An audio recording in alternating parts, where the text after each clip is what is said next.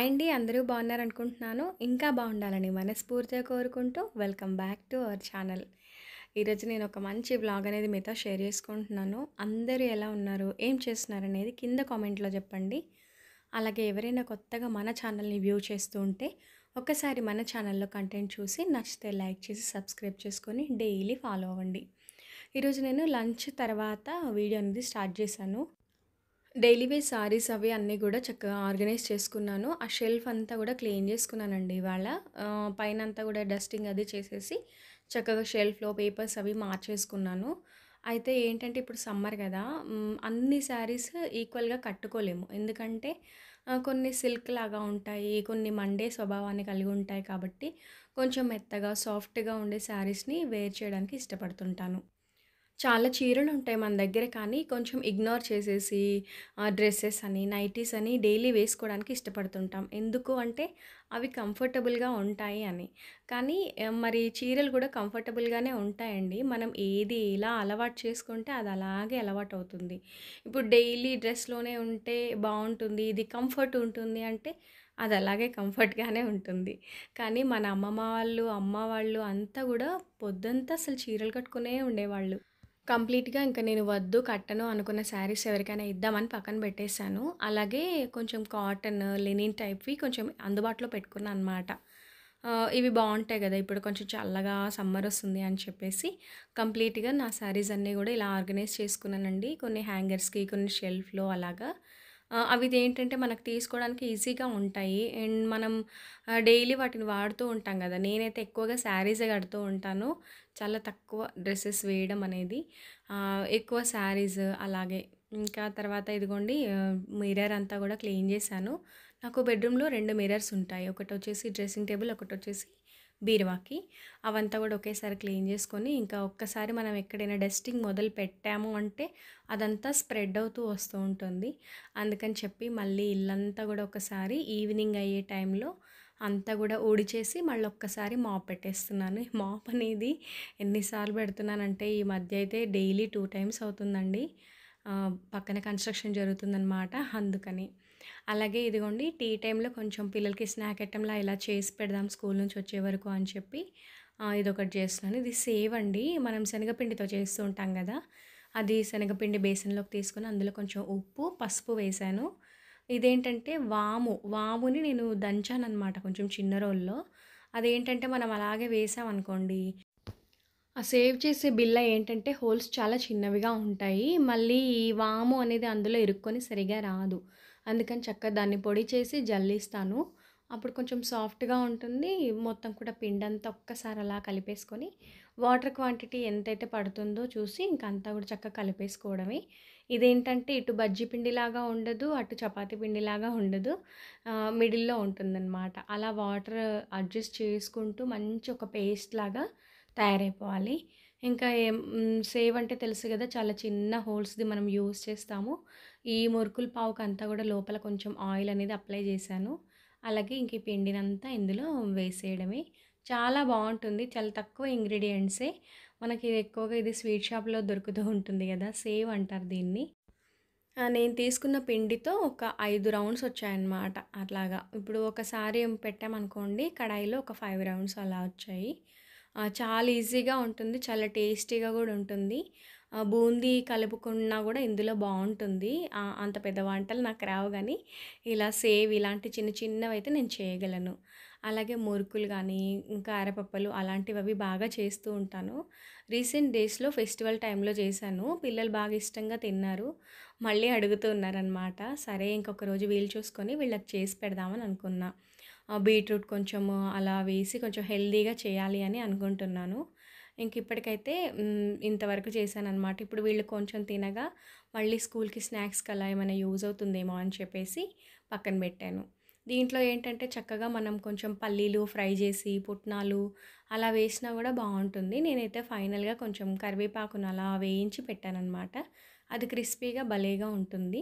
ఇంకా ఇదిగోండి పిల్లలు ఇది తింటూ ఉంటారు. మేము ఇంకా టీ పెట్టుకుందామని అనుకున్నాను.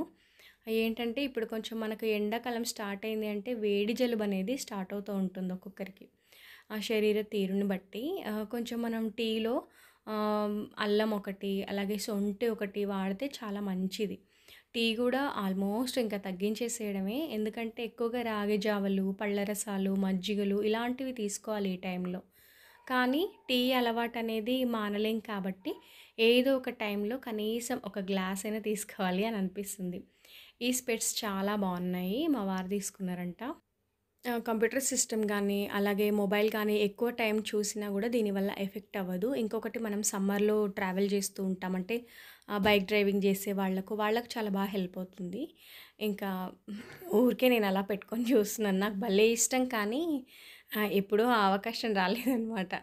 అందుకు. అలాగే ఇదిగోండి డిన్నర్ ఒకటి ఇవాళ చూపిస్తాను మీకు. మంచి కర్రీ అనమాట. ఆలు మసాలా కర్రీ చాలా ఈజీగా ఉంటుంది. అందరికీ నచ్చుతుంది గూడా. ఇంకా దానికోసమని చపాతీ కదా! అందరికీ చపాతీలని చెప్పేసి ఇవాళ ఇంకా పిండనేది కలిపేసుకుంటున్నాను ఇక్కడ. జొన్న పిండేంటంటే అయిపోయిందండి. అవి కొంచెం తెచ్చి కాస్త ఎండలో ఆరబెట్టేసుకొని పట్టించాలి. కానీ అవ్వలేదనమాట. ఇంకా చపాతీ పిండి ఒకటి ఇంట్లో రెడీగా ఉంటుంది గదా! ఇంక ఇదొకటి కలిపి పక్కన పెట్టేస్తున్నా. ఎక్కువగా నేను పూరి గూడా గోధుమ పిండితోనే చేస్తాననమాట. ఇంకా కర్రీ కోసం జూస్తే ఇక్కడ పచ్చి కొబ్బరి తీసుకున్నాను ఒక చిన్న కప్పు. అలాగే కొన్ని కాజు, అల్లం వెల్లుల్లి పేస్ట్. దీని ప్లేస్‌లో మనం అల్లం వెల్లుల్లి కట్ చేసింది గూడా వేసుకోవచ్చు. కొంచెం ధనియా పౌడర్. ఇవన్నీ గూడా చక్కగా పేస్ట్ కింద పట్టేసేయాలి. కొంచెం వాటర్ యాడ్ చేసేసి మంచి పేస్ట్ లాగా. ఇంకా కర్రీకి అదే అనమాట మసాలా అనేది. అలాగే ఇక్కడ ప్రెషర్ కుక్కర్ తీసుకున్నాను ఆలు కర్రీ కోసం. అందులో చక్కగా జీలకర్ర, ఆవాలు వేసేసుకొని ఉల్లిపాయ ముక్కలన్నీ మంచిగా రోస్ట్ అయ్యాక అందులో కొంచెం పసుపు వేశాను. అలాగే ఒక పెద్ద సైజ్ టమాటా.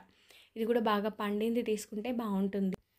ఇంకా పచ్చివాసన పోయేంత వరకు ఇదంతా మగ్గాలనమాట. దీని తర్వాత మనకి ఇంకా ఆల్రెడీ మసాలా మిక్సీ పట్టి పెట్టుకున్నాం గదా! కొబ్బరి, కాజు, అల్లం వెల్లుల్లి, అలాగే ధనియా పౌడర్ అవన్నీ గూడా ఆ పేస్ట్ వేసేసి కర్రీలో అలాగే ఉప్పు, కారం గూడా యాడ్ చేసేసాను. ఇదంతా చక్కగా మనకి మిక్స్ అయిపోవాలనమాట. ఈ పేస్ట్ అనేది అడుగంటకుండా మంచిగా కలుపుతూ ఉండాలి. నేను కొంచెం వెడల్పుగా ఉంటుందని చెప్పేసి కాస్త పెద్దదే తీసుకున్నాను కుక్కర్ అయితే. లేదంటే చిన్నది గూడా వాడొచ్చు. మనం ఇలా కలుపుతూ ఉంటే కొంచెం మనకి ఆయిల్ అనేది పైకి తేలుతున్నట్టుగా అనిపిస్తుంది.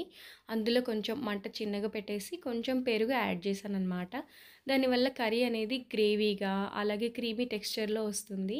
ఆ తర్వాత ఇంకా ఆలు గూడా కట్ చేసి వేసేసానండి పచ్చిదే. అదొక్కసారి అంతా ముక్కలకి మసాలా పట్టేట్టుగా కలిపేసుకొని ఇంకా వాటర్ అనేది యాడ్ చేసుకోవాలి. మనం కర్రీ క్వాంటిటీ అనేది మనకు దగ్గరికి కావాలంటే అలాగా చేసుకోవచ్చు. లేదు కొంచెం లూజ్‌గా అంటే మెంబర్స్‌ని బట్టి మనం అడ్జస్ట్ చేసుకుంటూ కర్రీ చేయొచ్చు. అలాగే ఇంకా కొంచెం పచ్చి బఠానీ ఉన్నాయి. అవి గూడా ఇందులో యాడ్ చేశాను. ఇవేంటంటే మనం ఆయిల్‌లో వేయగూడదు. అవి చిన్నగా అయిపోతాయన్నమాట. ఇప్పుడు మనం ఈ టైంలో వేసుకుంటే సరిపోతుంది పచ్చి బఠానీ. దీన్ని ఒక 2 విజిల్స్ ఇప్పిస్తే సూపర్ కర్రీ రెడీ అనమాట. చాలా బావుంటుంది. మీరొక్కసారి ట్రై చేయండి. ఇది కాంబినేషన్ వచ్చేసి చపాతీ, పూరి, రోటీ దేనికైనా బావుంటుంది. అలాగే జీరా రైస్ కానీ, మనం ప్లెయిన్ బగారా చేస్తాం గదా! వెజిటేరియన్స్‌కి అలాంటి కాంబినేషన్స్‌కి చాలా బావుంటుందనమాట. సో, ఇదనమాట ఈరోజు డిన్నర్‌కొచ్చేసి చాలా సింపుల్‌గా ఆలు మసాలా కర్రీ. నేనైతే ఇలా చేస్తూ ఉంటాను అప్పుడప్పుడు. మీరు చేస్తుంటారా? కామెంట్‌లో చెప్పండి. అలాగే ఇంకేంటంటే నెక్స్ట్ డే పిల్లల కోసం లంచ్ బాక్స్‌లు, బాటిల్స్ అన్నీ కూడా క్లీన్ చేసి పెడుతున్నానండి. ఏ మాత్రం నెగ్లెక్ట్ చేసినా వీళ్ళకి నెక్స్ట్ డే మార్నింగ్‌కి కొంచెం ఇబ్బందయిపోతుంది.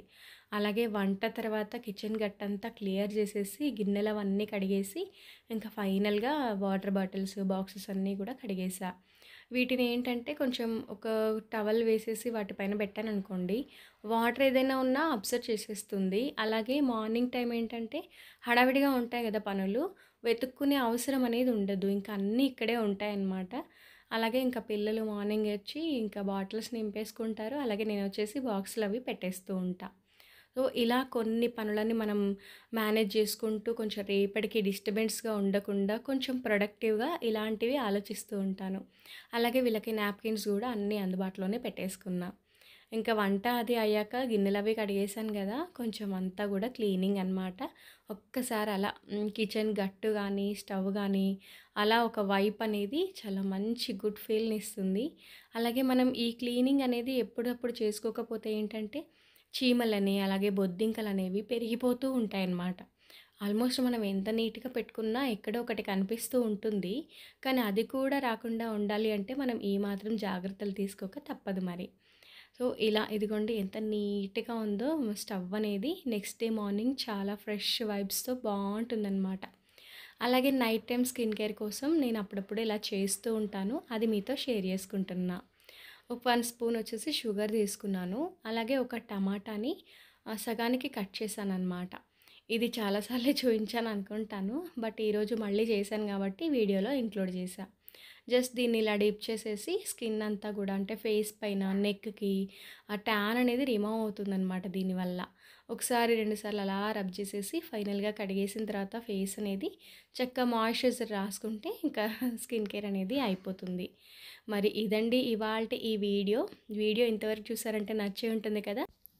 తప్పకుండా ఒక లైక్ ఇవ్వండి. మరొక మంచి వీడియోతో మళ్ళీ మీ ముందుంటాను. అంతవరకు సెలవు. బాయ్ అండి. Thank you for watching this video.